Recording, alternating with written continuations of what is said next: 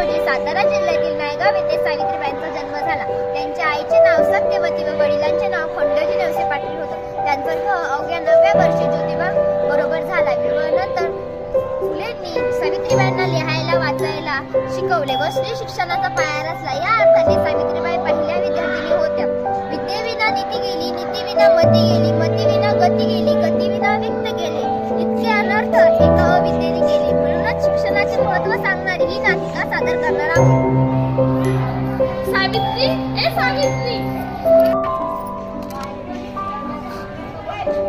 सावित्री नको नको, विद्या हे मानवाचे खरे धन आहे. तू शिकली देशातील स्त्रियांच्या आयुष्यात प्रकाशाची नवी पाटे. पण बाहेर लोक नाव ठेवतात म्हणतात की स्त्री आणि शिक्षण धर्माच्या विरोधात आहे. अंधर हाच खरा धर्म आहे. तू फक्त पाऊल उचल, मी तुझ्या सोबत आहे.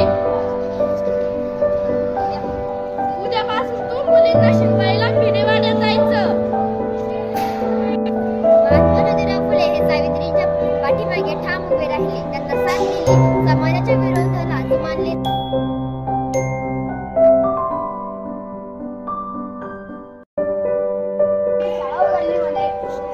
सावित्री, कुठे निघालीस? हे धर्मबाह्य काम थांबव. मुलींनी फक्त आणि मुलं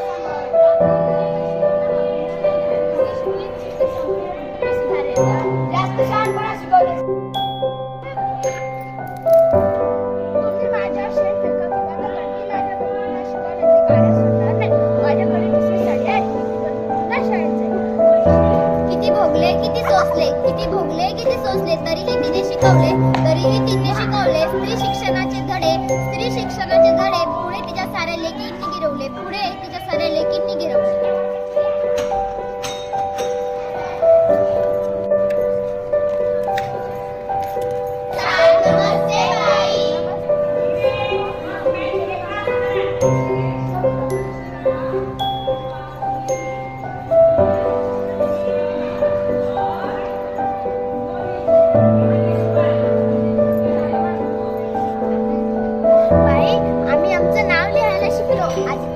पण आम्ही सर्वजणी खूप शिकणार, खूप मोठ्या होणार. स्त्रियांच्या शिक्षणाची खरी कैवारी, स्त्रियांच्या शिक्षणाची खरी कैवारी. सावित्री तुझ्यामुळे शिकते आज प्रत्येक नारी, सावित्री तुझ्यामुळे शिकते आज प्रत्येक नारी. शाबास करूंनो, आता तुम्हाला कोणी फसवू शकणार नाही. शिक्षण हीच तुमची खरी तलवार आहे. सावित्री आणि ज्योतिबांनी मिळून 1 जानेवारी 1848 मध्ये पुण्यात मुलींची पहिली शाळा सुरू केली. त्यांनी केवळ शिक्षणच नाही तर बालविवाह, सतीप्रथा यासारख्या अनिष्ट प्रथांविरुद्धही लढा दिला. म्हणूनच त्या क्रांतीज्योती ज्ञानज्योती ठरल्या. विद्या मिळवा, स्वावलंबी बना, कष्ट करा, अज्ञानाची संधी तोडून टाका. सावित्रीच्या लेकी आम्ही शिकून मोठ्या होऊ, सावित्रीच्या लेकी आम्ही शिकून मोठ्या होऊ. ज्ञानाच्या विशाल नभी उंच गगन भरारी देऊ, ज्ञानाच्या विशाल नभी उंच गगन भरारी देऊ. आज प्रत्येक क्षेत्रात स्त्रियांनी यशस्वी प्रगती केली आहे. याचे सर्व श्रेय सावित्रीबाई फुले यांना जाते. धन्यवाद. सावित्रीबाई फुले यांचा